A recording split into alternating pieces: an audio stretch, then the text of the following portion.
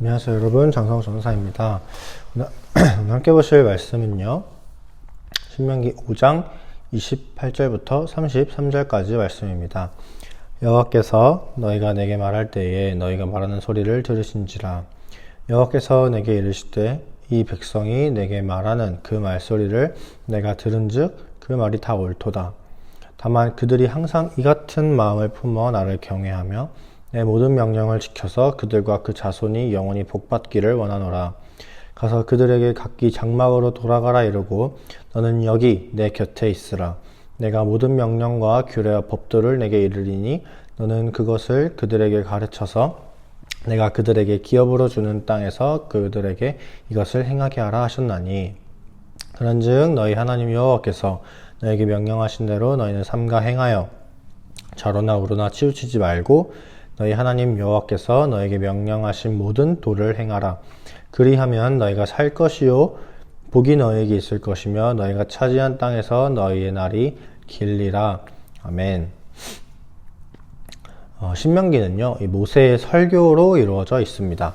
그래서 오늘 함께 보신 이 말씀도 모세의 설교 중에 한 부분이에요. 이 모세는 지금 십계명을 받았던 이 과거, 자기의 과거를 회상하면서 이스라엘 백성에게 설교를 하고 있습니다. 먼저 28절에서 보시면 여호와께서 너희가 내게 말할 때에 그 말을 다 들으셨고 그 말이 다 옳다고 하셨다라고 모세가 얘기를 하죠. 그럼 백성들이 말하는 게 무엇일까라고 했을 때 앞선 24절부터 27절까지의 내용이 바로 이 이스라엘 백성들이 모세에게 한 말입니다.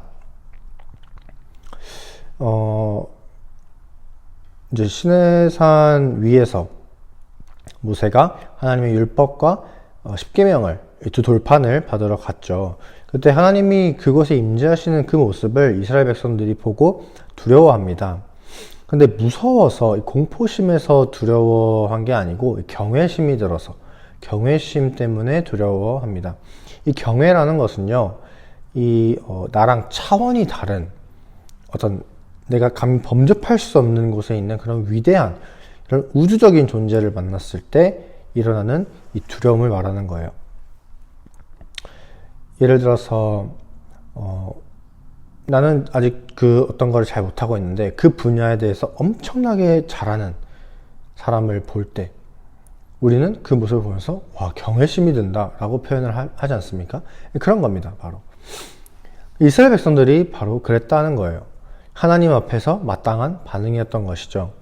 그러면서 그 하나님의 음성을 들으면 우리가 다 죽을 것이요, 또 우리는 모세 당신이 전하는 말을 듣겠다면서 엄청 그 하나님 앞에서 겸손한 모습을 보입니다. 그 말을 이제 하나님이 들으시고 그 말이 마땅하니 옳다라고 얘기를 하신 거예요. 그리고 하나님은 그 마음을 항상 품어라, 하나님을 경외하는 그 마음을 항상 품어라 라고 이스라엘 백성들에게 얘기를 하고 계십니다. 무슨 말입니까? 내 말, 내 율법, 내 명령을 지키라는 것이죠. 그리고 그 앞에 경외함으로 하나님을 바라보라 라는 얘기예요. 좌로나 우로나 치우치지 말고 하나님의 명령대로 행하고, 그렇게 할 때 너희와 그 자손들이 영원히 복을 받고 너희가 차지할 그 땅, 가나안 땅을 말하는 것이죠. 그 가나안 땅에서, 그 젖과 꿀이 흐르는 땅에서 너희의 날이 길 것이다 라고 얘기를 하고 있는 겁니다. 그런데 여기서 하나님은 백성들한테는 그렇게 말씀을 하고 계신데요, 좀 모세에게는 한 가지 다른 걸 말씀하세요. 31절에 보시면은요, 너는 여기 내 곁에서, 그러니까 하나님 곁에 서서 있어라 라고 얘기를 하세요. 왜 그럴까? 모세가 바로 하나님과 이스라엘 백성들 사이에 있는 이 중보의 역할을 했기 때문입니다.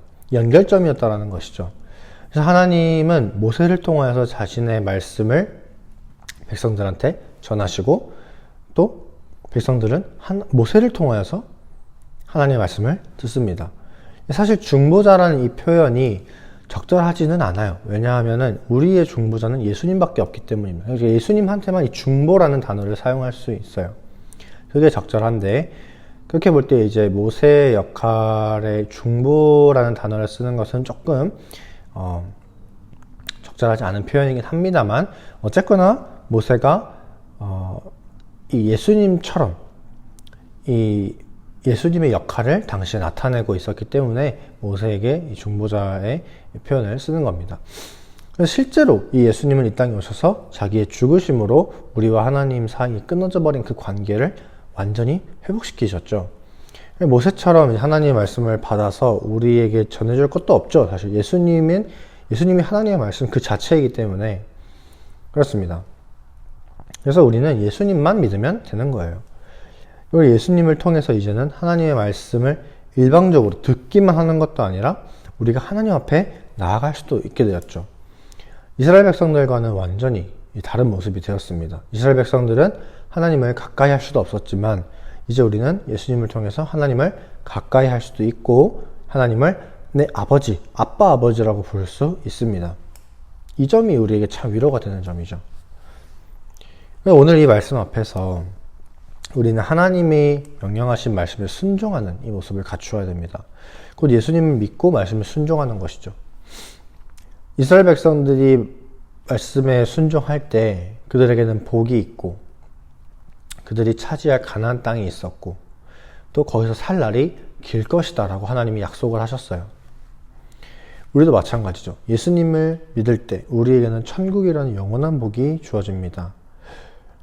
여러분 모두가 믿음 안에서 하나님을 가까이 하면서 언젠가 우리에게 주어질 그 천국을 바라보면서 그렇게 나아가기를 진심으로 소망합니다. 그래서 오늘 함께 기도하셨으면 좋겠는 것은 먼저는 하나님 말씀에 순종하는 것이에요. 순종하고 또 두 번째로는 구약의 선지자들이나 제사장들이랑 다르게 완벽한 선지자이며 제사장으로서 우리를 위해 직접 희생제물이 되시고 하나님과의 관계를 완전히 회복시키신 예수님께 감사하는 기도를 하셨으면 좋겠습니다. 그리고 특별히 오늘은 우리 교회에 이제 엘리메를 위해서 함께 기도해 주셨으면 좋겠어요. 이제 연세도 많으시고 하다 보니까 많은 어려움들이 이제 있으신데 엘리메를 위해서 엘리메가 우리 교회가 잘 세워지고 잘 앞으로도 잘 이렇게 이루어질 수 있도록 엘리메를 위해서 함께 기도해 주셨으면 좋겠습니다. 함께 기도하겠습니다. 사랑이 많으신 하나님 아버지, 오늘 이스라엘 백성들과 하나님의 모습을 보면